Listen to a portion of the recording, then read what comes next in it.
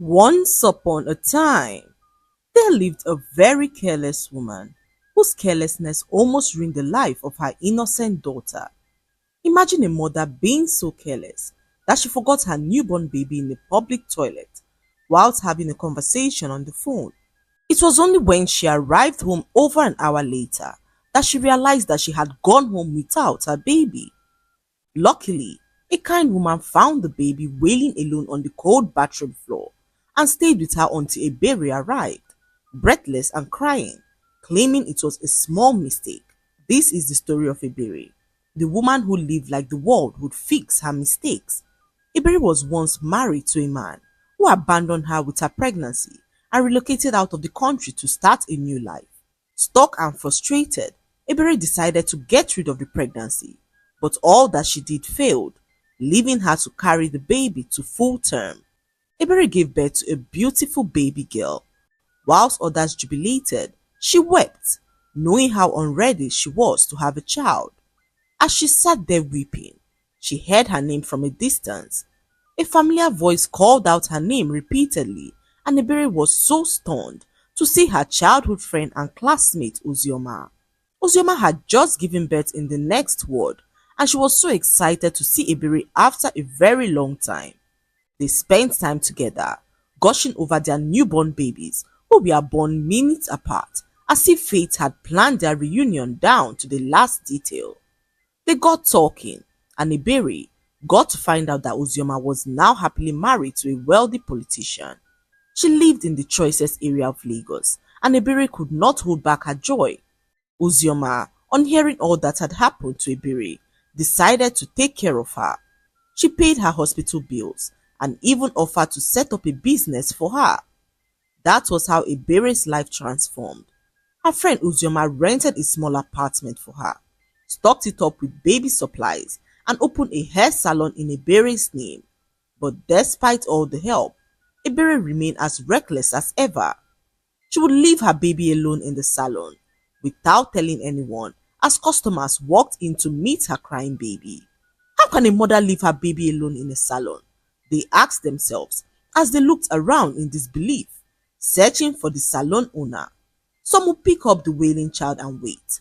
Others stormed out in anger, vowing never to return. Still, Iberi saw nothing wrong with what she was doing. One day, Uzioma decided to pay her a visit at the salon. She arrived at the salon and met Iberi asleep on the sofa, whilst her baby was choking on her vomit. Her entire body was soiled with feces as flies buzzed around her like trash. Uzioma stood frozen in the doorway, her hand covering her mouth in shock. The sight was too much to process. Iberi, oblivious to the chaos around her, was still snoring lightly on the sofa. The baby, her tiny daughter, lay on the floor struggling to breathe as the vomit covered her face and body. For a moment, Uzioma felt the world spin around her. How could this be happening? How could Iberi, her friend, let this happen to her own flesh and blood? Without hesitation, Uzioma rushed forward, scooping the baby up in her arms as her heart raced. She cleaned up the baby and angrily woke Iberi, who staggered up from the sofa drunk. Uzioma could not believe her eyes. Iberi had been drinking, not caring about her baby. What if she choked and died? She asked Iberi, who stared at her blankly and replied that the baby was perfectly fine. I don't know what the fuss is all about, she said to Uzioma, whose eyes were now filled with tears. Uzioma sat there sad as she held the baby in her arms, her heart breaking to see how this baby was being treated by her own mother. Uzioma remembered her own daughter at home, who was born on the same day as Iberi's daughter. She knew how protective she was of her daughter and was so heartbroken to see Iberi cold and indifferent about her own. Months passed and Uzioma kept a close eye on them. She visited their home daily to check up on the child, who ended up growing into an extremely beautiful young woman. Her mother's neglect for her grew into full-blown hatred, and Ngozi could not understand what she had ever done wrong to her mother. She stood there and watched as her mother belittled her in the worst way possible. She called her a curse, a mistake, and a disgrace. Iberi constantly reminded Ngozi that she was never supposed to be born. She called her so many names, and Ngozi began to feel like the genesis of her mother's problems. She cried herself to sleep on so many nights and did everything within her power to please her mother. However, nothing she did worked, as her mother's hatred for her increased with each passing day. Whenever Ozioma and her daughter Daisy visited, Ebere would force Ngozi to smile and act happy. "If you ever say anything to her, I will skin you alive," Ebere warned Ngozi sternly as she smiled through the pain. She laughed when her heart was heavy and even watched her mother compare her continuously with Ozioma's daughter Daisy. Ebere would yell, "See how intelligent she is. Look at how clean she is, you pig. Even if I bath you with perfume, you still smell like refuse," she said to Ngozi, whose heart shattered to see her mother treat her in such a way. On her birthday, Ngozi sat back and watched as her mother gifted Ozioma's daughter a box of cupcakes whilst pretending that she did not exist. Ngozi watched as her mother gushed over Daisy, hugging and praising her for being so perfect. Ngozi stood there quietly, her heart sinking as she watched her mother celebrate someone else on her own birthday. She didn't even get a happy birthday, not a glance, not a smile, nothing. Later that night, Ngozi returned home and sat on her bed broken as tears poured down her eyes. She summoned the courage to approach her mother, who she reminded that today was also her birthday. But her mother looked her dead in the eye and asked if she truly deserved to be celebrated. "You think someone like you deserves a birthday? You should be thanking me every day for not throwing you away when I had the chance." Ngozi's lips trembled as she replied, "But I didn't ask to be born, Mama." That was all it took. Ebere slapped her so hard that she fell to the floor. "Ungrateful child, you're nothing but a burden. Nothing good ever came out of you." Ngozi clutched her cheek, the pain stinging both her face and her soul. She didn't cry anymore. She was tired of crying. Instead, she stood and slowly walked away, her small frame heavy with sadness. From that night, something in Ngozi began to harden. She focused on her education, doing everything possible to make something out of her life. One morning, whilst Ngozi was in school, she heard of a new scholarship opening that would send the top students abroad on a full academic scholarship. Ngozi's heart lit up with joy. She knew this could be her only escape, a way to finally break free from the pain and humiliation that she had constantly faced at home. She threw herself into her studies like never before, stayed up late, read every book she could find, and even borrowed textbooks from other students. Ngozi studied during breaks, ate lunch alone, and blocked out every form of distraction. Weeks passed, and Ngozi secretly sat for the scholarship examination. She was so hopeful that she would get the scholarship, so she prayed, whilst hoping and enduring all the things that her mother did to her. That week, her mother Ebere informed her that a young man had come for her hand in marriage. She informed Ngozi that she was going to marry the young man whether she liked it or not, and Ngozi stood there frozen, unable to speak. "I'm only 17, Mama," she finally said to her mother, who told her that the decision was final. "Do you think that there's anything else left for a girl like you? You useless child. If you ever thought that your life will ever amount to anything, then you are delusional," she said to Ngozi, who pleaded with her not to do this to her. But Ebere did not listen. She went ahead with the marriage plans, not caring that the man in question was 30 years older than her daughter. Ngozi stood there and watched as her world crumbled before her eyes. She could not understand why her mother would do such a thing to her, seeing that she was still in school. Days later, a quiet miracle happened. The scholarship results were released, and Ngozi, despite the chaos of her home, came first, not just in her school, but in the entire district. Her name was on the board, her face on the school website, and the news quickly spread like wildfire. Second place went to none other than Daisy, Ozioma's daughter. The scholarship committee made it clear that only the top students will receive the full award, including tuition, accommodation, and travel expenses abroad. When Ozioma heard the news, she was filled with joy. She remembered how hardworking Ngozi had been and decided to surprise her with a visit to congratulate her and her mother. She arrived at Ebere's house with gifts, her heart warm with pride, as she congratulated Ebere for having such a brilliant child. Ngozi has made us all proud, she said with a big smile on her face. Imagine, first position in the entire district. Ebere, God has remembered your daughter. Oh. But Ebere's face twisted with rage. She didn't say thank you. She didn't even look pleased. Instead, she rose to her feet and stormed into Ngozi's room. Who told you to apply for any scholarship, eh? Who gave you permission to disgrace me like this? Ngozi's heart sank. Mommy, I didn't mean to disgrace you, she whispered. I just wanted a chance to be free. Ebere turned and walked back into the living room, where Ozioma still stood smiling, unaware of what was brewing. Then, in a shocking moment, Ebere picked up her phone, dialed the scholarship office in front of Ozioma, and said in a cold, clear voice, Good afternoon. My name is Ebere Chukuma. My daughter Ngozi will no longer be accepting the scholarship offer.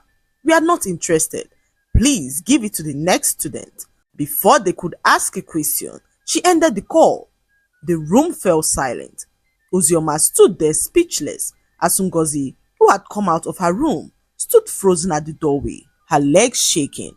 Then, as the weight of what has just happened hit her, she dropped to her knees and let out a deep broken cry.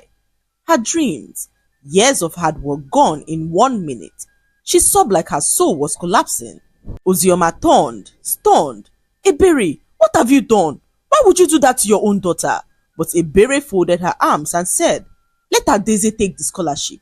She's better. Ngozi doesn't deserve anything good. She should marry the man I picked for her and stop chasing nonsense. Minutes later, the school called Ozioma.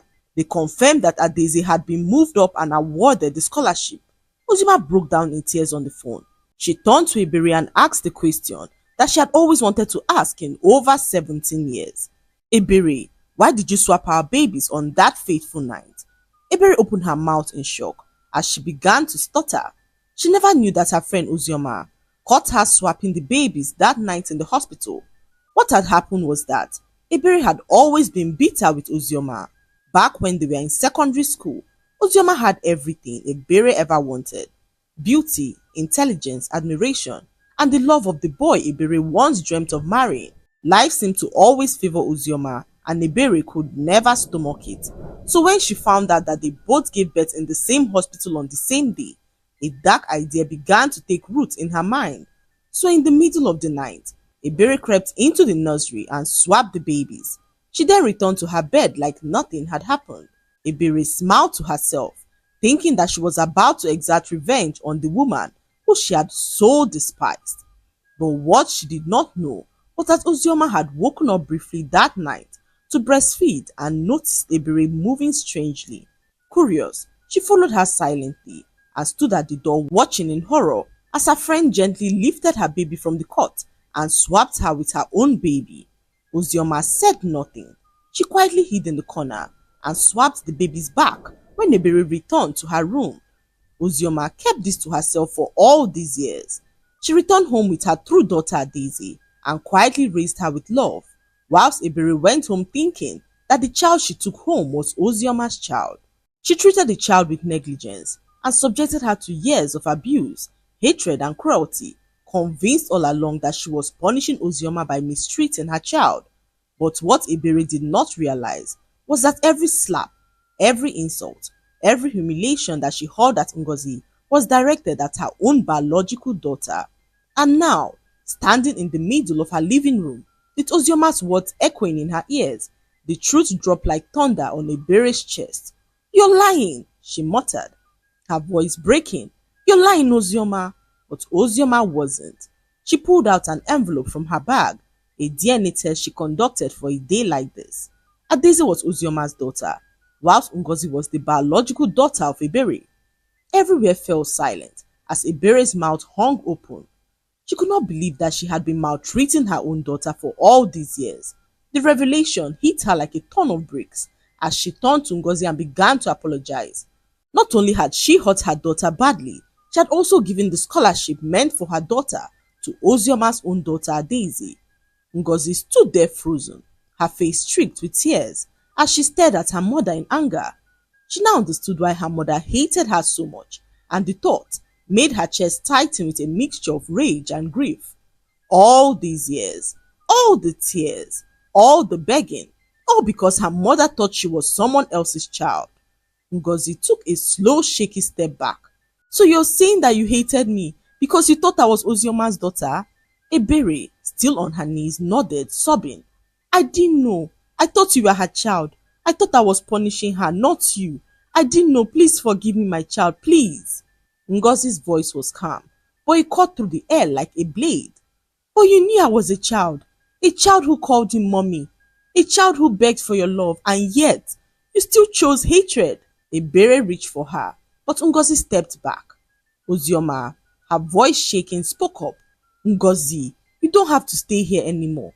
You've suffered enough. Come home with me. Ngozi looked between the two women, one who bettered her but never loved her, and one who loved her despite it all. She decided to move in with Ozioma, who welcomed her with open arms.